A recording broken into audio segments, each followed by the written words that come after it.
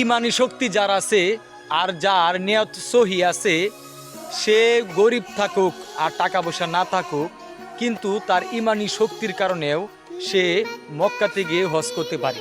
তার জলযন্ত্র প্রমাণ হলো, এই কিছুদিন আগে একজন লোক মক্কায় যাবে, আল্লাহর কাবা শরীফ তাওয়াফ করবে, কিন্তু তাকে ছাড়াই বিমানটি আকাশে উড়াল দিল।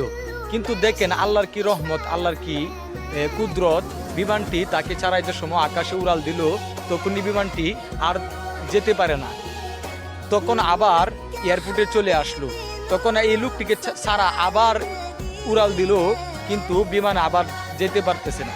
দেখেন তারপর এই লোকটিকে যখন বিমানে তুললো, তখন বিমানটি কি কত সুন্দরভাবে মক্কাতে গিয়ে বিমানটি নামলো। এটাই হলো ইমানি শক্তি, এটাই হলো ইমানের পাওয়ার। আসলে নিয়ত যদি সহি থাকে, তাহলে আল্লাহ অবশ্যই তার নিয়ত কবুল করে। সবাই